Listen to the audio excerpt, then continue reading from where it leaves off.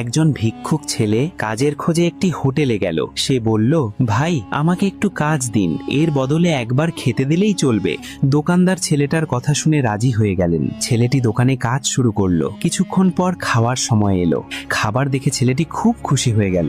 সে একবারে পুরো খাবার খেয়ে ফেললো। দোকানদার অবাক হয়ে তাকিয়ে রইলেন। খাবার শেষ হতেই সে বলল, আরেকটু দেবেন? দোকানদার চিন্তায় পড়ে গেলেন। তিনি দোকান থেকে বের হলেন। পথে তার দেখা হলো মসজিদের ইমামের সাথে। ইমাম তাকে চিন্তিত দেখে জিজ্ঞেস করলেন, ভাই এত চিন্তিত কেন? দোকানদার ছেলেটার পুরো গল্প খুলে বললেন। ইমাম তখন ছেলেটিকে ডেকে বললেন, বাছা, আমার পায়ে ব্যথা হয়ে গেছে, আমাকে একটু বাড়ি পর্যন্ত পৌঁছে দেবে? ছেলেটি রাজি হয়ে গেল। ইমাম আর দোকানদার দুজনকেই সে নিয়ে গেল। ইমামের বাড়িতে পৌঁছে ইমাম ছেলেটিকে কাজের বদলে খাবার দিলেন। ছেলেটি খাবার দেখে আবারও বলল, আরেকটু দেবেন? ইমাম মুচকি হেসে বললেন, খাওয়ার আগে তুমি শুধু বিসমিল্লাহ বলে খাওয়া শুরু করো, তারপর আমি তোমাকে আরো খাবার এনে দেব।